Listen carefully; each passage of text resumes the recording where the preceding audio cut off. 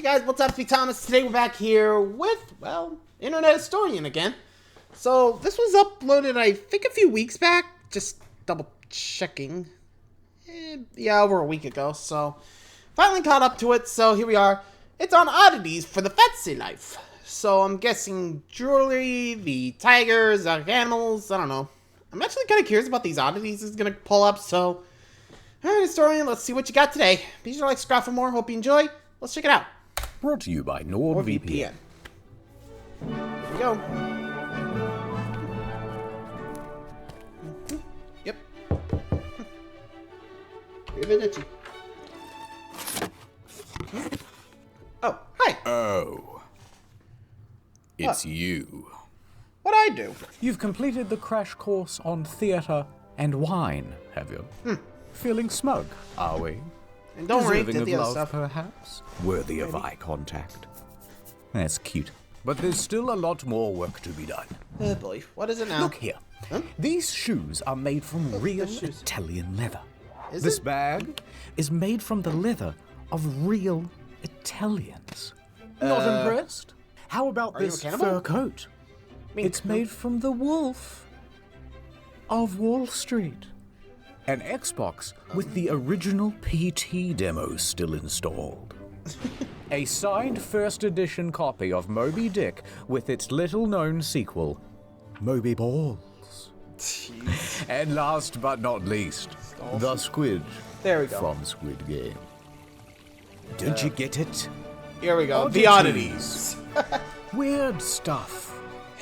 I mean, The the first expensive section's stuff. on perfume. Listen, I'm going to level with you. I Okay. kind of got distracted, and we went off topic. I don't even know what this is about anymore. Here's my Netflix stand-up special. It should explain everything. Here we go.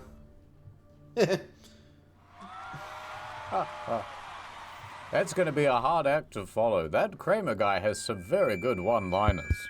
But I've got some jokes lined up. Question. Why is perfume so expensive? Because you have to pay perfume. Why do they call it cologne? Have you ever smelt one of those? It ain't great. Oh? Mic must not be working. We can hear you, buddy. Deodorant? You suck. In this market, I'd want a deodor buy. Is this Thank thing you. on? Okay, let me tell you the story of perfume. This See, ought to be good. fancy, people wanted to stink good, but people naturally stink bad. Yeah, natural. It's science. So in the beginning, people went to the garden to find the best-smelling things that they could.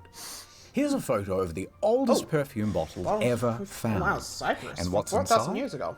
Just garden stuff that smells So nice. lavender, babe, But we pine, did not you know, just stop at that, because the story of perfume is the story of progress. Depends how you look at it. By the time Cleopatra came around, Hey, Cleo. perfume science had really advanced. You see, Cleopatra loved perfume. In fact, it was said that she had a whole perfume factory. The olfactory, I believe they called it. But this factory wasn't just mashing flowers. They were they using don't emulsifiers, adding resins, creating tinctures. Cleopatra's Isn't that very the- own Chanel No. 1 contained cardamom, cinnamon, olive oil, and myrrh. So we've gone from garden to pantry. Not that And she much. loved spritzing the stuff everywhere. Supposedly even spraying it all over the sails of her ship. That Really? way people could smell her from miles off as she sailed the Nile. Shakespearean's Anthony and Cleopatra. Makes sense. By the end, Though, yeah, I'm not even sure how perfume would actually affect the sails. Like, I mean, I'm no sailor, so I don't know what would happen if she spray, like, you know, if she actually did that. Could you imagine? So, I kind of like how he's actually including, like, his research notes and, like, the definitions of some of this stuff to be like, huh? You could just pause and be like, oh, that's what it means. You gotta say, definitely new one. So, from the ancient times, time for the Middle Ages, so let's see what's going on here. early Middle Ages, we had figured out the formula for perfume. Effectively, there are three main components. Water, So 5%. alcohol, and the most important bit, the aromatic oils. And by the way, perfume and cologne are actually the same thing, but in different ratios of these ingredients. Makes sense. By the 1600s, they were trying all sorts of different things. Oh, Some things went So well. is it- Dude, Pine. Pine. What about orange? I call it new car smell. But once global trade opened up, our tastes became more exotic. Out of the pantry and into the petting zoo. For you see, it turns out that animals have been hoarding all of the most bestest perfume smells. Yeah. If, you know, In the time to go olden days, whaling. a bunch of manly men would brave very rough seas in order to pull aboard sperm whales. Yep. Now, they would cut open the digestive tract and pluck out a secretion of bile called ambergris, or in English, grey amber. Sometimes they would harvest the rest of the whale, but eventually ambergris became so valuable 27 that it was grams. simply more economical to dump the carcass back in the ocean and collect the next batch. Like when you kill a racehorse for its prize-winning jizz and then just leave it there on the tracks. Yeah. Good call. All right, quick science lesson, eggheads. Ambergris comes from the gross part of the whale. And when the whale eats something quite sharp, let's say human bones, the ambergris forms around them and protects the lining of the gut. That's the ambergris' role. That way, as the sharp thing continues down the intestines, the whale doesn't get poked. But if ambergris comes from a whale's digestive tract, what does it smell like? Surely not good. When it's dry, it smells kind of woody and earthy, but when it's wet, it smells like ass. Ew. But it's not actually the smell that's the useful function. Ambergris is a fixative. Well, so what it does is heighten and bring out the scent of other things. These flowers, they smell all right, but add some ambergris and, that's the one. Now, once they figured this out, Basically they highlights the realized, scent. there's a whole bunch of things we can use a fixative for. And they got quite gross with it. They added it to food. Hey, Ramsey. In fact, it was said that King Charles's favorite dish was ambergris on eggs. But they didn't stop there. They added it to rum. They added it to coffee. They added it to cigarettes and smoked it. And they used it Poor as an whales. aphrodisiac. Now, some people Poor will intern say there. that the whale is a mammal. But that's not strictly true. It is, in fact, a fish. Just look at the tail. And you may have also heard that there are a lot fewer of them these days, which, although a relief because their absence helps offset the sea level change, climate, whatever, we were worried that we might run out. So we said no more hunting whales for ambergris. But did that stop the perfumers? Nope. No. They think they immediately asked, hey, do you think there are any other animals that smell kind of weird? Yes. Turns out the musk deer has some potential. Now, we hunt the male musk deer specifically because it has a particular gland called a musk pod, which, when dried out, looks like this. And it uses it to mark its territory and attract mates. Oof. Now, don't worry. Unlike ambergris, this doesn't smell like ass. Instead, it smells like ammonia and piss. And you just can't get a smell like that at home. So we started hunting them to the point where they were a protected species. Sheesh. Please So don't. the authorities said, you No have more. to find a different animal. So from there, they moved on to hyrax feces. One of the most feared and dangerous animals in all of Africa. And it was the inspiration for the original Lynx Africa smell. Now, their feces, when dried, is called hyracium, or Africa stone. But it's not just these ones, they have other stones in Africa. Come on, guys. Now, the smell is fairly similar to deer musk, but unlike the deer, the hyrax doesn't need to be killed or disturbed for their feces. They're So- just giving it away. Fair. Oh, musk In fact, tobacco and hyrax even have a communal toilet, which is used for generations, which makes it very easy to collect up all the good stuff. But it's not just the hyrax, I've got other animals. Remember those civets? Actually, before we move on to the civets there, man, to think we just hunting whales and be like, hey, that's enough. Okay, we'll go do it. Hey, no more deers. We're losing them. Knock it off. I'm like, okay, fine. We won't hunt animals. We'll just hunt their poop. I mean, that's pretty much what happened there. They just hunted to the point that they're like, hey, knock it off. They just, all right, fine. We'll just go over there then. That sound you happy for you? Something, I don't know. It's my best description of what's happening right now. Anyone else? Like, also, how do you think they even discovered that? Be like, hey, we didn't write this out. We can actually use this for perfume. Oh man, my tongue today is not working. Moving on. From the virus videos. Oh, these guys. Wait, don't wash that thing's anus. Mom, get the camera. Get the bottle. Turns out it's the anal gland of the civet that's actually the important smelling bit. Who's figuring this out? Why don't they use the Yeah, that was what I was asking. How'd they figure that out? The bacon part of the pig. You know? Anyway, it's the ass that produces all the delicious musk. It smells like shit. See? But it must be good for something because it goes for $4,000 a kilo. Earthly and But we ain't done yet. future. You know when you've just killed a beaver and you cut open its ripe abdomen? Why? Well, the reason it smells so good is because of a little gland called the castor sac, which makes a yellowy scum-like substance called castoreum. And it is used to waterproof the beaver's fur coat and also mark its territory. It is also very fragrant. And you know what that means. If it smells, it sells. And in this case, castoreum is more kind of leathery, with smoky hints of vanilla. But unfortunately today, they're not allowed to harvest the beaver. They're walking around very smugly, just like the other protected animals. But you know Leave what? them alone. We don't need your them, own. because we have a synthetic version of castoreum now, and it's just as good. And you know what? We've got a synthetic for the whale, the deer, and the civet now. And they're used in lots of mainstream perfumes. Modern day, we've got a synthetic version of practically everything. And even better, the advancement of synthetics has opened up a huge range of smells that were never possible to distill or capture before.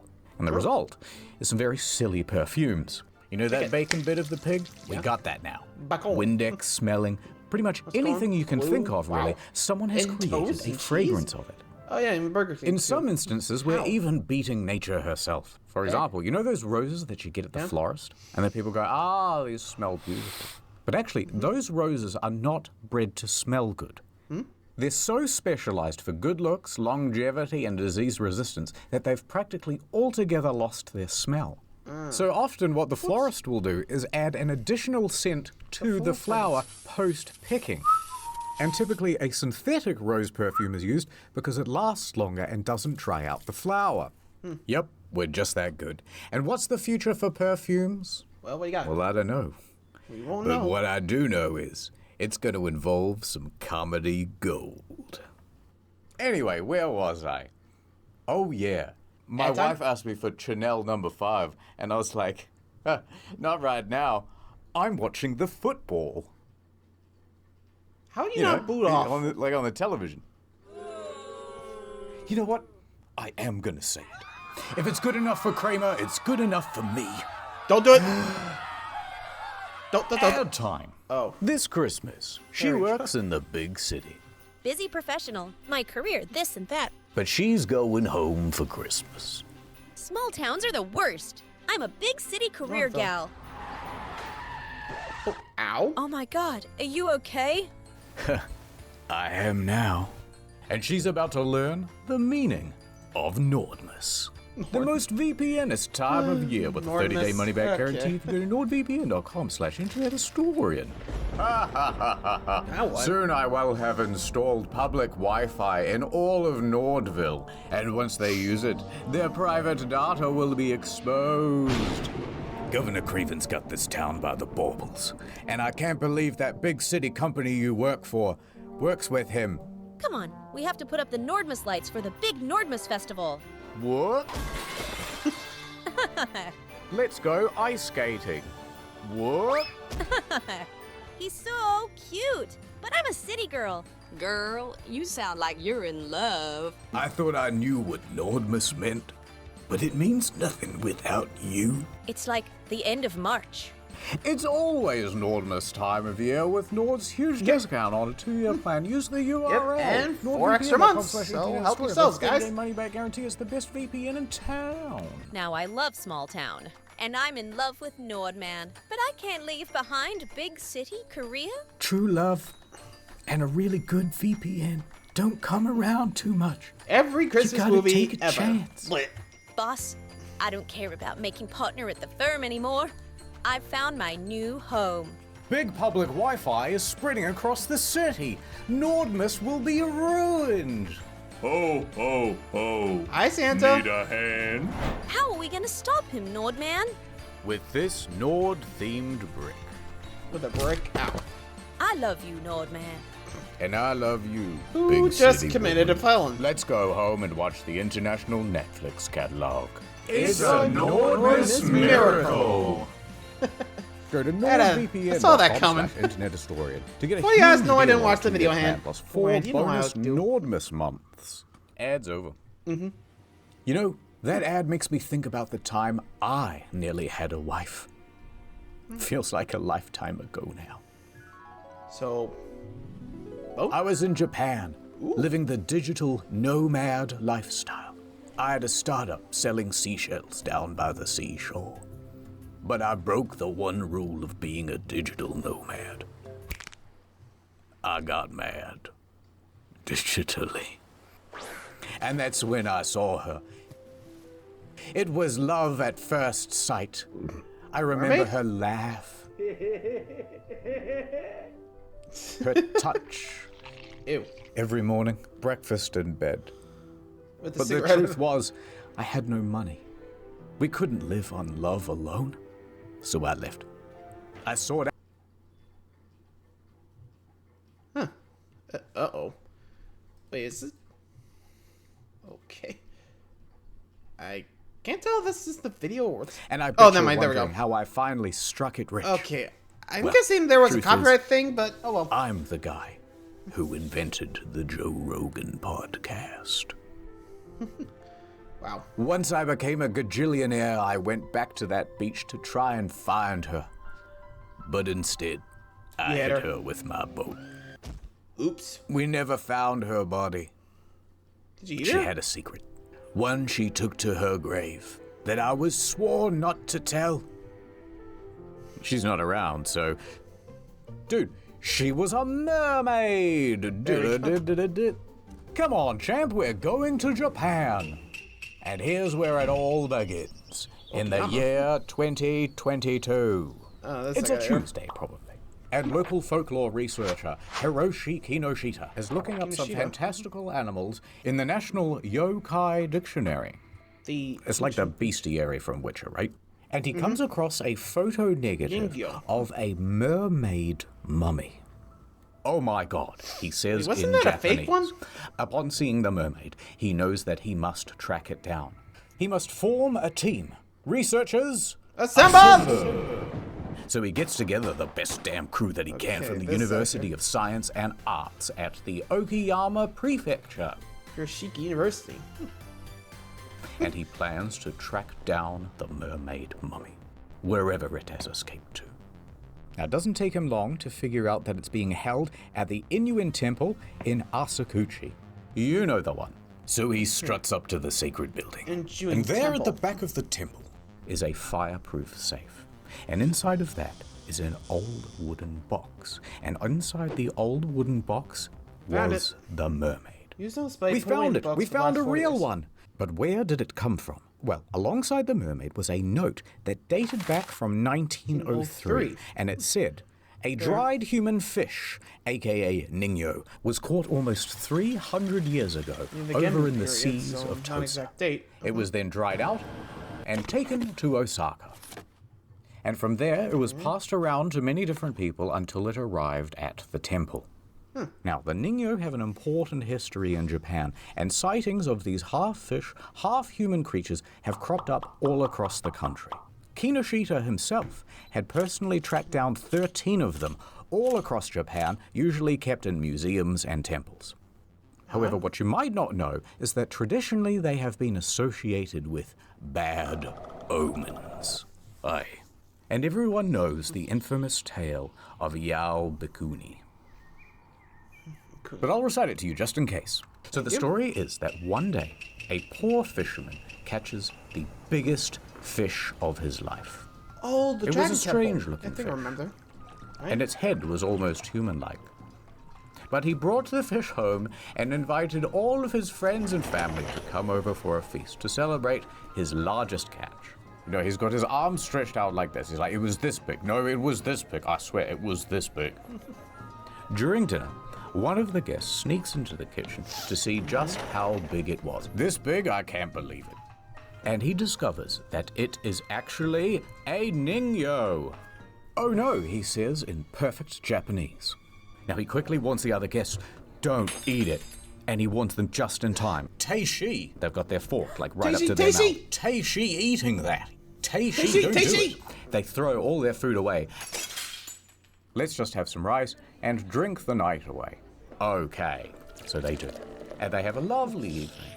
However, one very dishonorable guest decided to sneak a bit of the meat out of the trash and put it in his pocket. Uh-oh. He then goes home drunk and falls asleep. He didn't eat it. But when he woke up the next morning, he checks his pockets and... no! The delicious fish piece is gone. Turns out, in the night, his daughter had been rummaging around in his pockets looking for treasure, and she found the meat from his pocket. And she was such a greedy guts that she decided to eat it then and there. The father was terrified for his daughter, but she didn't seem to be sick. Do you feel weird at all? And he's shaking her. He decided not to tell her anything. Maybe it'll all be okay. Never is.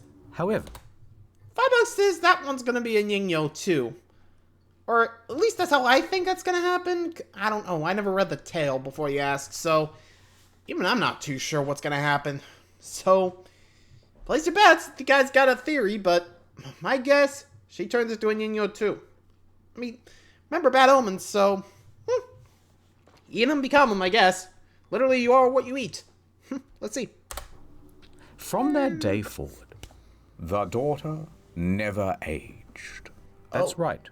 She remained a young adult forever. She eventually went on to marry. But as her husband got older, she stayed the same age. Eventually, her father got old and died. And soon enough, did her husband too. Everyone she ever knew was getting older and dying, but she remained the same age. She was immortal. Eventually, at age 120, she decided to shave her head and become a Japanese nun. She traveled the country, planting trees as she went, and she did this for 800 years. Damn. But eventually, she grew tired. You know what? I'm tired of living. She entered a cave in her hometown of Obama. And she was determined to never come out again. She begged and prayed for the curse to end, but it never did.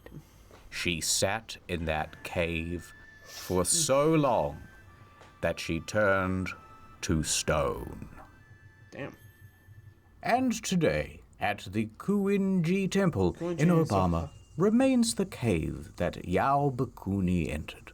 People have been into that cave to check whether she's still in there, but nothing was found. However, a stone statue of her resides at the entrance. And colloquially, it is called the Barack Obama. So we're back with Hiroshi. He asked the Inuen Temple if he could borrow the Niño.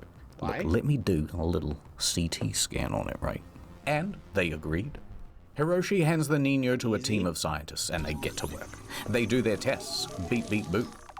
Control plus scan on the keyboard, and here are the results. It's stage 4 cancer. I'm so sorry.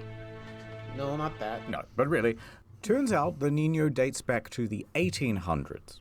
The note that said it was from the 1700s was wrong. Ooh. Its body is made from cloth and cotton, wrapped in pufferfish skin. The tail was made from a croaker. I don't know what that is. Can we show that on the screen? What type of With the fish? mouth of a different fish and the hair of a mammal. And So, monkey they fish, can see that basically. there's a metal nail in its back. Oh my god, it's invented tools. Caught. Aye. The forensic analysis and the construction materials in its back did cast some doubt over its authenticity. But you gotta believe in something, damn it. Aye. As promised, the Niño was returned to the Inuen Temple, where it still lives today. But where, oh where, did my mermaid go? It's her! You're back! You know what, I kind of missed you. And what the hell is that? Daddy. Uh-oh. He's gonna run, isn't he? No. You know what, I never did find her again. I think these things are a big myth. Went from perfume to mermaids. The hell? I wonder what's next. Card games? We're here on the ancient streets of Cairo, and there is our destination. In these triangles, the greatest luxury that all the elites crave. Oh, God, no, not that. The second most thing that mummies. There we go. You can find them in these tombs, and there's only ever like one dude guarding them. But before we take, we must understand. Right. Mummification started over 5,000 years ago, and they were first discovered by the Europeans in the 15th century. But the legend goes the locals knew about them even earlier than that. It's an elaborate process, but essentially, you're drying the person out, turning them into a human salami. Alright, so when the Europeans found all these mummies, what do you think they did? Well, they put it in a museum, right? Wrong. They used these mothers for everything, and everybody wanted them.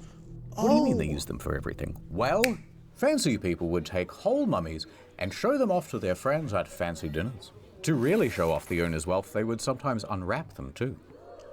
They were used as... Oh yeah, I think I heard of that one point. Mummy parties. Basically, just buy a mummy, show it off to your friends, and just... Ta-da! Just yikes. I mean, isn't that how some movies start? You disturb the mummy and it just, like, goes on a rampage? Jesus Christ.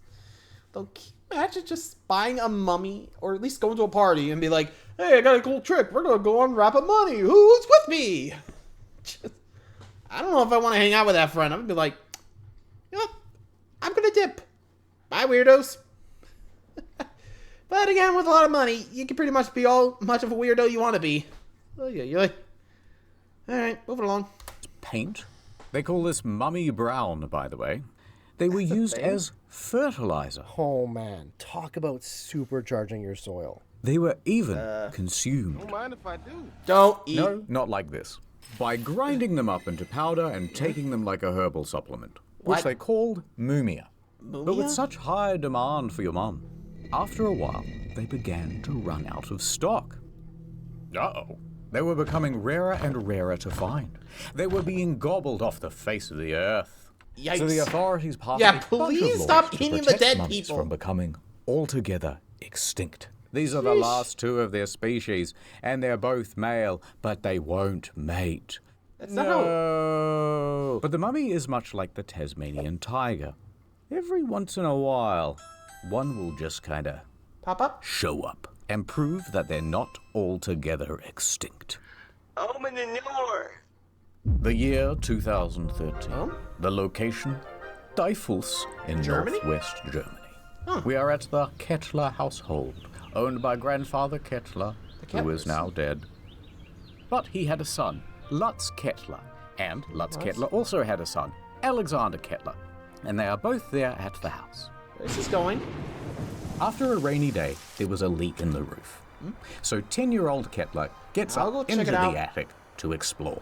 You know, have a bit of a look around. There's a whole bunch of stuff in there. Old antiques, photographs, and, some old roof tiles. Those will be useful. So he goes over to the roof tiles and, behind them is something strange. A box. A mystery box. Now the kid is smart and he's seen Jumanji, so he knows not to touch the box and instead go tell his dad. Now the dad drags the box into the center of the room What the? and he opens it. It's gonna be Grandpa, isn't And it? inside, a smaller box. But it's very curious because it is covered in hieroglyphs. How the So hell? Lutz crosses his fingers, hoping nothing supernatural will happen. And he opens the inner box. Inside is a mummy. Oh my god. But there's more. There's also 2 smaller boxes. One contained a death mask, and the other a canopic jar. Yeah. All right, so Basically, he the might have a organs dead and body the in head. the house now. So naturally, he calls the authorities. The police show up and ask some questions. Lutz then explains a little bit of backstory. This He sounded remembers good. that in the 1950s, his father went to Derna in Libya. Libya. There, he acquired a chest and had it shipped back home. He Italy. remembers a conversation about it, but grandfather Kettler insisted that it was a replica. Das ist ein Replika, son. Not a real mummified person. Now, at It's this gonna point, be the a police real did one, isn't not it? think it was a real body, but it was worth getting it scanned just in case. So he loaded it up in his station wagon, and off he went to the Berlin Archaeological Institute. Cool. Now, they agreed to do a scan, and so they're fiddling with buttons and dials and stuff, and it's fake, right? It's fake? Wait, Well, is it here's where fake? things get a little more dramatic. Results inconclusive. Eh? There is a fully formed skeleton here. Now, that is unusual for a fake. Often a fake will just be shaped like a person, then filled with sticks and cloth and rubbish. So, However, it is got it even real? stranger. They What found else? that all of the bones were wrapped in some sort of metal plating or foil. What? Next, they looked at the skull, Libya? and that's where What, things were a the key? most odd. It was very realistic. Its teeth had roots. Its form was more intricate than the typical fake. It also had a laurel, but even more notably, there was an arrowhead lodged in the eye socket. Wait, now eye that is very unusual for Wait a minute. fake. Hold on, I got more evidence to do. So they're doing more tests and stuff. All right, we've carbon tested the linen wraps. Yeah. What's the verdict? Well, those are from the 1900s. Huh? Now 20th the century? plot is thickening. We have a supposed fake mummy, but with a very realistic skull, perhaps murdered by an arrow to the head and bandages that date to the modern day. That presents So- a new problem, because it's not unheard of for people to do a murder in the modern day and then cover things up by disguising the body as an ancient artifact. For example, in the year 2000, there was a man who claimed he found the mummy of an ancient Persian princess, the daughter of Xerxes. However, when they examined the body, Yeah? they found it was, in fact, a potential murder victim from 1996 who died from bludgeoning. Oops. All right, so the police now actually have to get involved, and it's about to boy. get even more complicated. Now what? So they confiscate the body and they do their own tests, and the results this time say, nope, this Wait, thing what? is 2,000 years old. It's not fake at all. It's ancient. Wait, What? Huh? So eventually the experts all get together and go, okay, this is dumb. Let's take it to Eppendorf University and have it medical center properly now. tested, and not just tested, crack the thing open like a delicious Kinder Surprise. So this new set of experts Now gets what? to work. And when they open up the mummy... Now what? All right, remember how we said that the bones were covered Yeah. in a special type of foil or metal plating? Yeah? Well, it turns out the scientists didn't quite get that right. Instead, the bones were sprayed with a metallic chemical that prevented X-rays from going through. The bones were made from plastic. Oh. Or at least, the body was. What? Turns out, the skull is real. Huh? Yes, a real skull, and not from an ancient mummy, but from a 20th century man. What? However, it was not a murder. This What? skull is from a cadaver, and it was medically prepared for educational purposes. And what Wait, about wait, that wait. arrowhead? Well, it turns out that that's from a children's toy. Someone just popped that in the eye socket as a joke. Oh. So finally, the mystery was solved. So It's just a basically a- plastic skeleton with a real dead guy's head put on it. What? Wait, how does that solve the mystery? I don't even know. Anyway, so Lutz was satisfied that the whole thing was fake and not a murder victim. Oh, let's put that back in the attic, he said very Germanly. But then, eine Bitte? Was ist das? He says. Another box? The Book of the Dead? Please don't. Well, that sounds like a fun read. So Lutz starts reading the ancient Egyptian out loud. Anaxunamun, Imhotep, Brendan Fraser. And what happened next will shock you and make for a very good thumbnail. Of course. Yeah, just spice it up, I guess. Hey there, champ. Oh, morning. You're probably wondering why I'm out here on this park bench. So now what? Sometimes I just come to see the autumn leaves. Winter will be here soon. Dust in the wind. Truth is, sport, I have a highly contagious respiratory disease. I won't be around much longer. Dust in the wind. I'm like Willy Wonka from that movie. And you're like that ugly kid from the Willy Wonka movie who gets all his stuff. Or the Oompa Loompa. I don't know. I haven't seen it. The point is you're so close to being fancy. I can feel it. There's just one lesson left to learn. Anyway, speaking of ancient Egypt, here's this ancient Egyptian gun. Franz Ferdinand. What are you doing here? Of course, he's not the real Franz Ferdinand. He's a mummy. Now, the thing about the ancient Egyptian gun is that it's very sensitive. Uh-oh. Dude, again? I hit your congratulations for being somewhat fancy cake. What? Oh. I was about to say again? Come on, Mr. Ferdinand.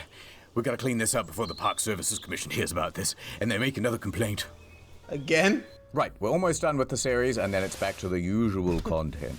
So in case you missed it, there's also Drinking on Incognito, a new story mode out next week. And if you like fancy, that's great. But if you don't like fancy, don't. Well, at least he didn't kill Franz Ferdinand. I guess he was like, okay, that's enough of the shooting joke, I guess. I don't know. So yeah, one more to go, and I think there's 2 more on the second channel, but I don't remember. I mean, at least that's how I remember him structuring it. It was like 1 here, 1 there, 1 here, 1 there, 2 here, 2 there. Right? At least I think that's how I remember him, like, structuring it out, but I'll check it out later. Let me know if you guys remember. I mean, it could be wrong, but I don't know. Well, till next time, like, subscribe for more. See ya!